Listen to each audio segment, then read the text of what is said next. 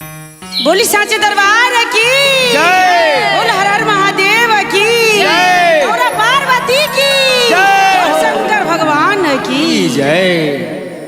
देखी रउआ लोग के बीच में हम सिंगर पूनम पांडे जी आलवानी रउआ लोग आशीर्वाद प्यार बनैले रही हमेशा श्री धाम भक्ति से और रउआ लोग के आशीर्वाद प्यार रही तो हमार जितना गुरु बहना गुरु भैया सब बैठल बा सब के ऐसा ही आशीर्वाद प्यार बनैले रही। तो बोल साचे दरबार की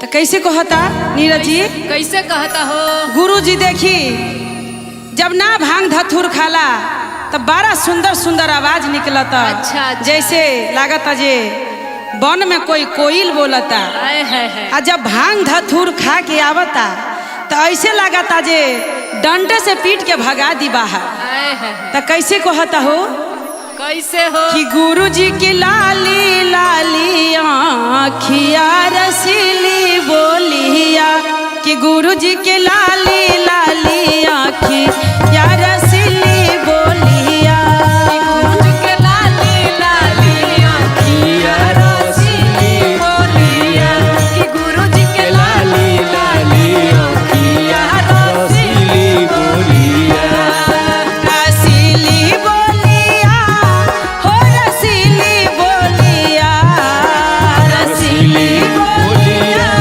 हो रसीली बोलिया कि गुरु जी के लाली लाली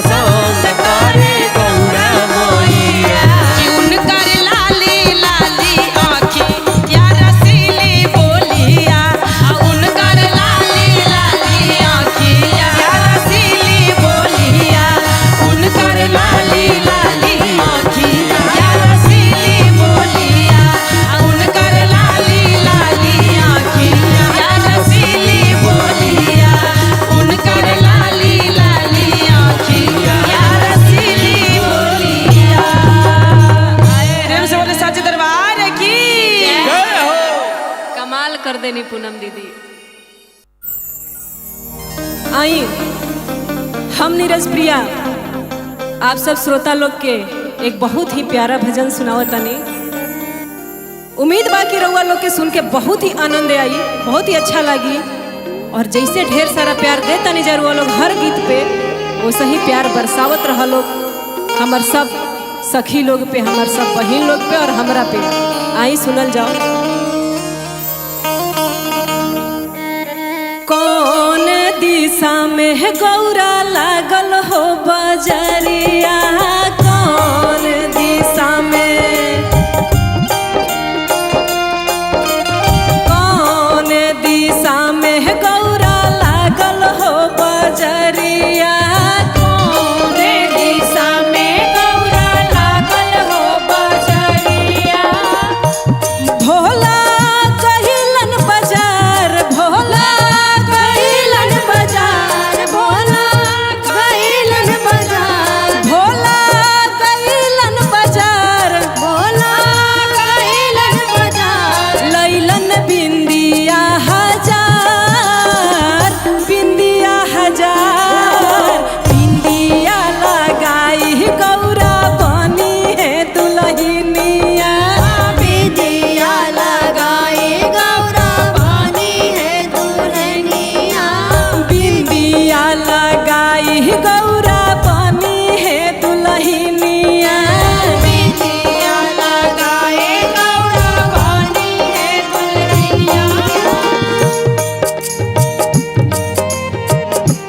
लहिलन बिंदिया हजार, भोला कहिलन बाजार, लहिलन बिंदिया हजार, कहिलन बाजार। लहिलन मेहंदी हजार, भोला कहिलन बाजार, लहिलन मेहंदी हजार, लहिलन मेहंदी हजार, मेहंदी हजार।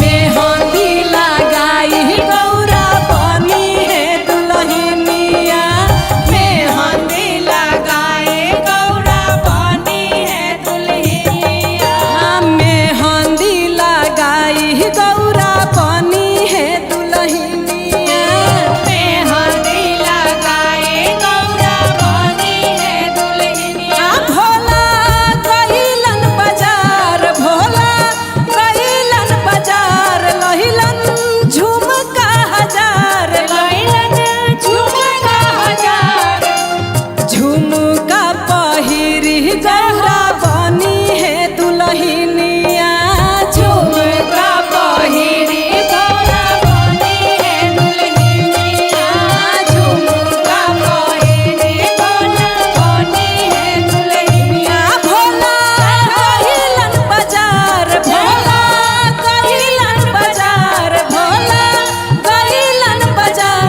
लैलन पायल हजार, पायल हजार, पायल पहिरी गौरा बनी है दुल्हनिया, पायल पहिरी गौरा बनी है दुल्हनिया, पायल पहिरी गौरा बनी है दुल्हनिया। भोला कहिलन बाजार, भोला कहिलन बाजार, लैलन बिछिया हजार, बिछिया हजार, बिछिया पहिरी गौरा बनी है दुल्हनिया, बिछिया पहिरी गौरा बनी है दुल्हनिया। कौन दिशा में गौरा लागल हो बजरिया, कौन दिशा में गौरा लागल हो बजरिया, कौन दिशा में गौरा लागल हो बजरिया, कौन दिशा में गौरा लागल हो बजरिया। प्रेम से बोलो हर हर महादेव की जय हो। नमस्कार, हम सिंगर नीरज प्रिया आप सब श्रोता लोग के प्रणाम करतानी, नमस्कार करतानी। आज फिर से बहुत ही हमारे परिवार में बहुत ही अच्छा शिव चर्चा के आयोजन भइल बा। आई बहुत ही अच्छा अच्छा भजन सुनल जाओ। का भाव बा, का भाव बा। अरे गली गली गावे गावे चर्चा करैनी हो ए शिव गुरु चर्चा करैनी हो ए शिव गुरु कतही न भइल रउआ से भेंट दर्शन हम कैसे करी हो ए शिव गुरु कतही न भइल रउआ से भेंट दर्शन हम कैसे करी हो गली गली गावे गावे चर्चा करैनी हो ए शिव गुरु चर्चा करैनी हो ए शिव गुरु कहतही न भइल रउआ से भेंट दर्शन हम कैसे करी हो ए शिव गुरु कहतही न भइल रउआ भेंट दर्शन हम कैसे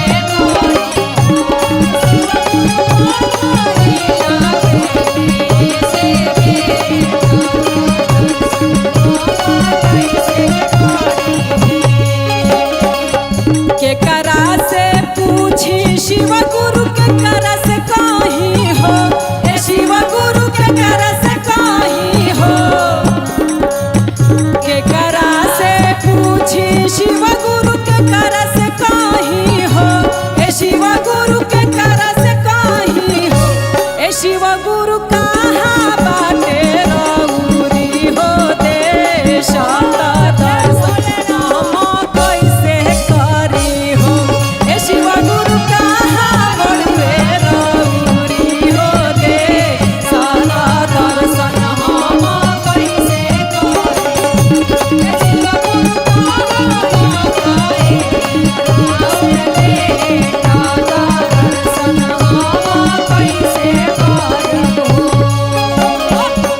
कहवा ठेकाना शिव गुरु कहवा रहेनी हो ए शिव गुरु कहवा रहेनी हो शिव गुरु कहवा रहेनी हो ए शिव गुरु कहवा रहेनी हो हरि हो रे सदा दर्शन हम कैसे करी हो ए शिव गुरु कैसे मीठी हमनी के काले सदा दर्शन हम कैसे करी हो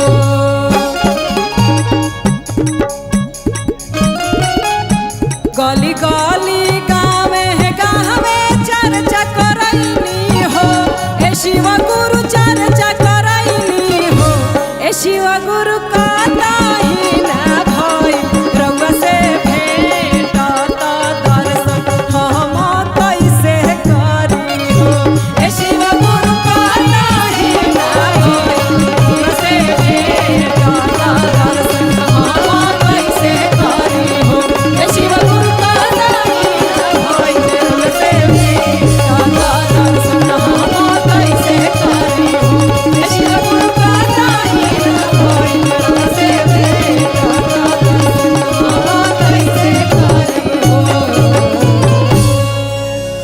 प्रेम से बोलो साचे दरबार की जय। हम शिव गुरु के चरणों में प्रणाम करतनी। जय हो शिव गुरु। सब गुरु भाई बहना लोग के चरणों में प्रणाम करतनी। प्रणाम। सब श्रोता लोग के चरणों में प्रणाम करतनी। आई बहुत ही एक सुंदर चर्चा सुनावतनी, सत्य घटना पे आधारित ओहो एक चर्चा रउआ लोग के बीच रखतनी। हम एक गांव में एक गुरु बहिना रहली। हाँ गुरु बहिना गुरु जी के चरणों में हमेशा लीन, हमेशा चर्चा में, हमेशा भक्ति में। गुरु बहिना धीरे धीरे समय बीतत गईल, बाल बच्चा उनकर सयान भइल। हाँ बाल बच्चा के शादी ब्याह कैली। दू तीन गो पतोह उतरल, 3 गो बेटा तो 3 गो पतोह उतरल। हाँ हाँ हाँ। बेटी रही सन, ओकर बियाह हो गल, अपना अपना घरे खुश बाड़ी सन। एक ऐसा समय आवता गुरु बहिना पर कि कि वहाँ के पति बीमार हो जाता नहीं ओहो और बीमार होता नहीं, हार्ट अटैक से वहाँ के देहांत हो जाता ओहो। और जय हो शिव गुरु। ये दुनिया छोड़ के चल जाता नहीं। जय शिव जय शिव। अभी 2-3 महीना भी ना बीतत रहे कि पतो लोग के चेहरा सामने आवे लागल। पति के गईले अभी 2-3 महीना भी ना बीतत रहे कि पतो लोग अपन अपन रूप अपन अपन लक्षण दिखावे लागल लोग। एक समय के बात बा कि गुरु बहिना के पतो लोग जौन बाड़ी इनकर कपड़ा लोग ना धोवलस, तो कहली कि ये बहू 2 गो तो कपड़वा बा हमर तनी धो ना द। इतना सुनते ही पतो चप्पल उठा के मरलस कि तहरा नौकरानी बैठल वाली। ओहो तहरा नौकरानी बैठल वाली कि तहरा के हम कपड़ा धो के दी। गुरु बहिना बहुत रोली, बहुत दर्द में रहली। आके अपना रूम में अकेले वीरान जिंदगी होइए गई, रोत रही। दिन भर रोली, शाम में अब पेट ऐसा चीज है कि कतनो दुख पड़ जाए तो बर्दाश्त होई ना मानी, पेट ना मानी। शाम भइल, रात होखे के हो गई तो उनका थोड़ा भूख लागल। कहली कि हे मन, अब तो जिंदगी तो दुखी में बढ़ रही बा, चलो कुछ खा लिहल जाओ। गईली रसोई घर में और देखा तारे कि पतो बड़की बिया रसोई घर में। कहली कि ये पतो, ये बहू तनी हमरा के एगो रोटी दे दे तू खाए के। तब पतो कहतिया कि हम नहीं खी बनैले अभी तहार खाना। तो सोचली कि चला हमारे रहने के नहीं सन बनेले तो हम अपने से रोटिया सेक ली। गईली रोटी सेके तब बड़की पतो धा के तावा पर हाथ जरा देलस। ओहो सोची कि एगो तिनका से हाथ जरेला तो कतना दर्द होला, उ कतना दर्द सहले हुई है। गुरु बहिना और अपना रूम में वापस आवत तारी, जय रोवत तारी, अतना वियोग में रोवत तारी। उस समय याद करत तारी कि कौना दुख से बाल बच्चा के पलनी, कैसे कैसे घर बसैनी। हे स्वामी, तू हमरा के अकेले छोड़ के कहाँ चल गईला? तहरा से पहले हम काहे ना गईनी? जय शिव जय शिव। यही पे एगो भाव लागत है बबलू बाबू। कैसे? अरे दिलवा के दुखवा हम के करा से बताई हो, अरे के करा से बताई हो। आ जिंदगी के कोइला वीरान हो राम, ए रामा हो जिंदगी के कोइला वीरान हो राम, ए रामा हो जिंदगी के कोइला वीरान हो राम। रोई रोई काटिले दीना वारे रोतिया, अरे दीना वासे रोतिया हो। जिंदगी भइल तू सवारन हो राम, हे रामा हो जिंदगी भइल तू सवारन हो राम, हे रामा हो जिंदगी भइल तू सवारन हो राम। ऐसा ही अपना पति के याद क के रोवत रही कि जिंदगी के वीरान क के चल गईला। हमार एक एक मिनट एक एक पल जिंदगी जियल दुसवार कर देले बाड़ी लोग। अब कहाँ जाए? हमारा कोनो रास्ता न जाए। जियरा खतरा में पड़ गई। जय हो। सोचा तारी कि जब तक सुखी जिंदगी रहे नैहर तो कभी ना गइल रही, लेकिन अब हमारा कोनो रास्ता नहीं लौकत। तो चलो शिव गुरु के नाम लेके नैहर चल जाए।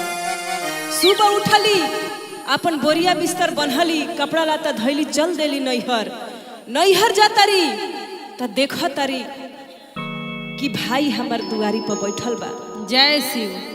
भाई देखता कि बहिन तो हमार कहियो नैहर ना आवेले, आज कैसे नैहर आइल। अपना औरत के बुलावत रन किया हो, देखो बहिन आइल बिया, देखो का बात बा, एकरा के अंदर ले जा। अइली भौजाई दौड़ल दौड़ल की ननद आइल बिया, लेके गईली अंदर बैठैली। देखा तारी कि मन से दुखी बिया ननद हमार, लेकिन कुछ बतावत नहीं के ऐसे कि बेटा पतो के दुख के करा से कहो। आखिर बेटा अपने पतो हो अपने। हाँ सुबह से शाम हो गई इंतजार करते करते कि अब कोई आई हमरा के लेबे, का जाने हो सकता कि अब आजा बेटा लेबे हमरा के। लेकिन दुख ई बात के ना रहे कि पतो हो दुख देलस, दुख ई बात के रहे कि बेटा तो अपन रहे, उ काहे मुख मोड़लस। सुबह से शाम हो गई कोनो बाल बच्चा लेबे ना आई, तो सोचली कि हे मन अब सुबह होखी तो अपने से अपना घरे वापस जाई।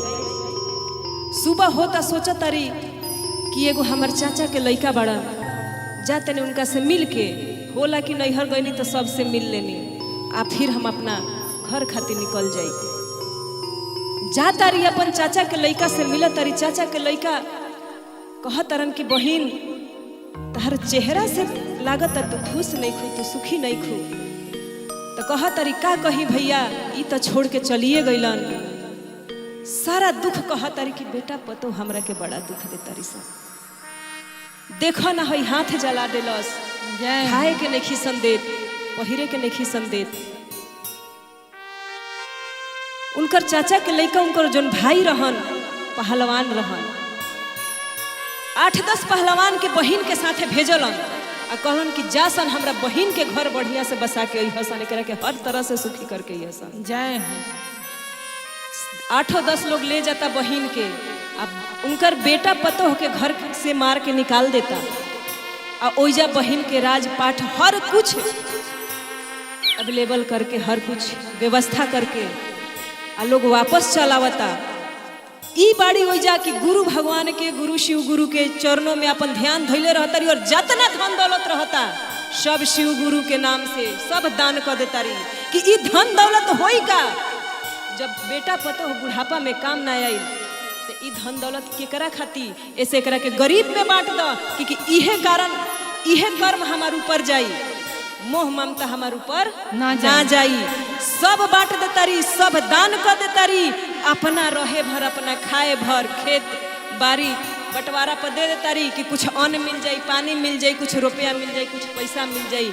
असही उनकर गुजारा होखे लगता और बहुत सुखी जीवन जिया तारी। फिर ओकरा बाद और शिव गुरु के चरणों में ध्यान लगैले रह तारी। तो प्रेम से बोली जाए शिव गुरु भगवान की जय।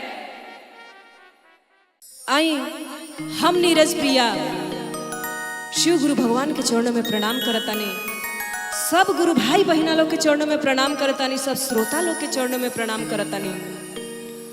आज एगो ऐसन कहानी बा, जय हो, कि दुखियों को ही दुख क्यों होता है। ये समझने वाली बात है कि हम लोग कहते हैं कि हे भगवान हम दुखी हैं, फिर भी हमको ही दुख क्यों मिल रहा है, और जो सुखी हो और ज्यादा सुखी क्यों हो रहा है। यही बात पार्वती जी शंकर जी से कहती हैं कि हे प्रभु दुखियों को ही दुख क्यों होता है। तो बाबा भोलेनाथ कह रहे हैं कि इसे समझने के लिए हम लोग को पृथ्वी लोक पे चलना पड़ेगा। पार्वती माँ और बाबा भोलेनाथ मानव रूप धारण करके भूलोक पे आते हैं। भूलोक मीन्स पृथ्वी लोक पे आते हैं। पृथ्वी लोक पे इसी पे एक बात याद आया है कि ये भूलोक, ये पृथ्वी लोक जो है 14 गो लोक है, जिसे हम 14 भुवन 3 लोक और 7 भुवन बोलते हैं। 14 गो लोक है, जिसके 7 नीचे है, पृथ्वी के 7 नीचे है और पृथ्वी के 7 ऊपर है। जय हो। बीच में हम लोग हैं भूलोक, भूवलोक, स्वर्गलोक, तपलोक, यमलोक, महरलोक, सत्यलोक। नीचे है अतल, बीतल, सुतल, तलातल, महातल, रसातल, पताल। जय श्री। तो यही कहना है कि जब उन लोग मानव रूप धारण करके भूलोक पे आते हैं, हम लोग का रूप धारण करके भूलोक पे आते हैं, और सामान्य रूप से जीने के लिए जय श्री सामान्य व्यवस्था भी चाहिए, जैसे हम लोग जीते हैं। तो कहते हैं कि हे पार्वती अब हम लोग तो मानव रूप धारण करके पृथ्वी लोक पे आ ही गए हैं, तो उस तरह से हम लोग को रहना भी पड़ेगा। एक काम कीजिए कि आप खाना की तैयारी कीजिए और हम कुछ बाहर से बनाने का व्यवस्था लेकर के आते हैं। तो पार्वती माँ कहती है कि ठीक है स्वामी, आप जाइए बाजार से कुछ राशन पानी खरीद के लाइए, इधर मैं जय हो। रसोई की व्यवस्था करती हूँ। शंकर भगवान चल देते हैं राशन पानी लाने के लिए, और इधर पार्वती माँ सोचती है कि राशन तो आ जाएगा, लेकिन बनेगा किस पे? बनेगा किस पे? सोचने वाली बात है, बनेगा किस पे? हाँ। तो वो पूरा गांव घूमती है कि आखिर कुछ ईंट जुगाड़ करेंगे तभी तो चूल्हा बनाएंगे। हाँ हाँ। जहाँ जाती है देखती है कि बड़े बड़े बिल्डिंग हैं, अच्छे अच्छे घर हैं, अच्छे अच्छे घर पे अच्छे अच्छे पहरेदार भी लगे हैं, उसका मालिक भी है, पूरा डेंटिंग पेंटिंग के साथ अच्छे से लोग रह रहे हैं, अच्छी व्यवस्था में है। अच्छी व्यवस्था में है। पूरा गांव घूमती है तो एक टूटी हुई झोपड़ी, टूटा हुआ घर मिलता है, बिल्कुल जिसका कोई रख रखाव के लिए कोई भी नहीं था, घर भी टूटा था, ईंटें भी गिरी हुई थी। जय हो। उसी में से, उसी घर में से ये भी 2-4 ईंट उठा करके लाके अपना हाँ। चूल्हा बनाती है। हाँ हाँ। जय श्री। चूल्हा बनाती है, तब तक भगवान शंकर बिना कुछ लिए, बिना राशन पानी लिए आके प्रकट होते हैं। कहते हैं, पार्वती माँ कहती है कि हे स्वामी, आप तो कुछ लाए ही नहीं, तो खाना कैसे बनेगा? जय हो। तो कहते हैं कि अब तो इसकी जरूरत ही नहीं है। हे प्रिय, अब तो इसकी जरूरत ही नहीं है। आप ये चूल्हा बनाने का ईंट कहाँ से लाई हैं? तो स्वामी, मैं तो पूरा गांव घूमी, देख रही हूँ बड़े बड़े बिल्डिंग हैं, अच्छे अच्छे घर मकान, रख रखाव के लिए भी लोग हैं, मालिक भी सब अच्छे हैं। बहुत गांव घूमी तो ये एक टूटा मकान मिला, उसी में से ये ईंट लेकर के आई हूँ। तो कहे कि यही होता है, जो अपना कर्म नहीं करता है, जो बिल्डिंग खड़ा किया है, जो अपना घर बढ़िया बनाया है, वो अपने कर्मों से बनाया है, उसका रख रखाव कर रहा है, उसका देख रेख कर रहा है कि हमारा और बढ़िया कैसे बने। जय हो। और जिसका घर टूटा है, वो अपने टूटी हुई झोपड़ी को भी नहीं देख रहा है, तो लोग उसी में से तोड़ेंगे, उसी को परेशान करेंगे, उसका और बिगाड़ेंगे।